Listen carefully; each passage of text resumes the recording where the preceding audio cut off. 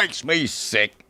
You know what makes me sick? I just want to sit on a white-hot barbecue grill and give myself a picket fence butt tattoo. About this time of the year is when people remember that terrible event when thousands of innocent victims bit the big one. It was the end of the world to the victims. It sounds like I'm talking about Hiroshima or Nagasaki in Japan, but I ain't. I'm talking about Pearl's annual family reunion. Hundreds of Pearl's mindless, head-scratching, weevil-brained relatives descend on the old family farm about 200 miles from here.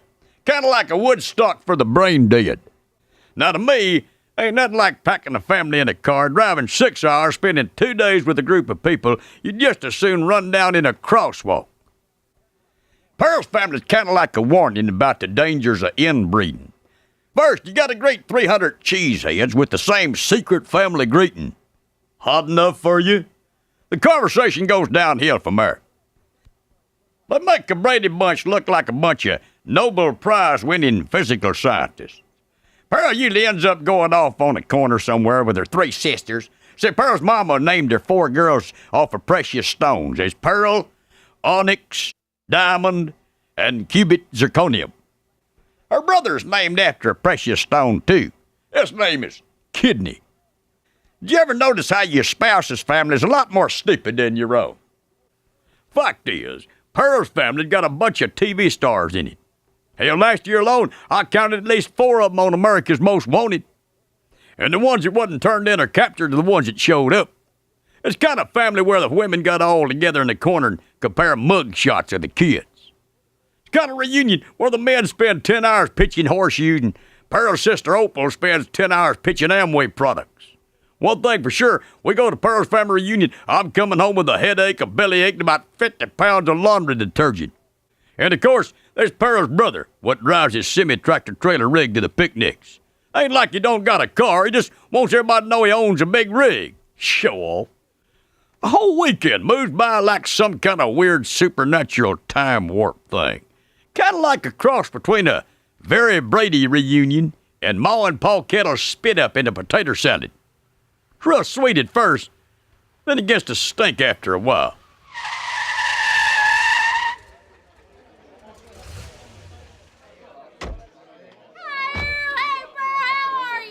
Hi, Earl. How's enough for you? You look like you've been putting on some serious weight, boy.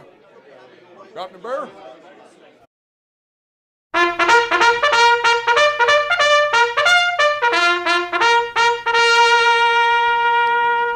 You know what makes me sick?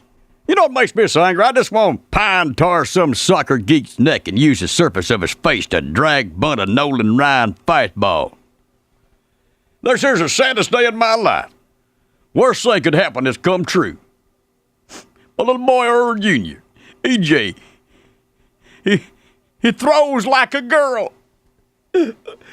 Oh, I went to EJ's Pee-wee baseball practice last night. The coach had EJ playing shortstop. Ball come to him. He flung it across the diamond, and it rolled to the first baseman.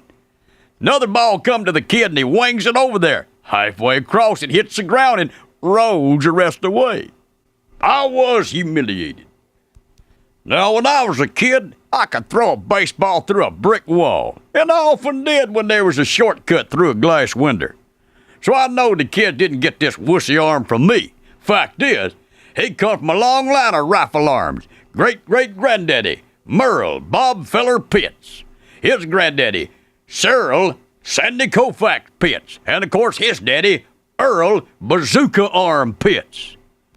I'll tell you, what a cruel joke it is when your son gets every one of your chromosomes and genes except one. He got his arm from his mama. Suddenly the coach stops practice. He said, Pitts, get out there in right field. We can't have no shortstop what throw like a girl. And the other fathers were standing around leaning on the car, start to laughing at this girl-armed shortstop. Yep. My little boy, Earl Jr., the fruit of my loin chops, plays right field in Little League. Right field? Like in rules say we got to play the crud bucket. Maybe if we put him way out there in right field, we still got a chance.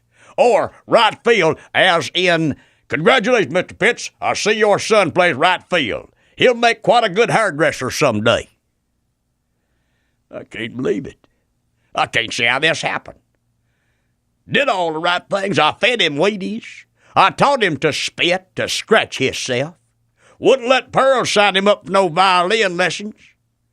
Made sure the playboys wasn't too hard to find. I did everything right. The boy should be a ball player. Instead, he playing right field. I mean, it ain't fair.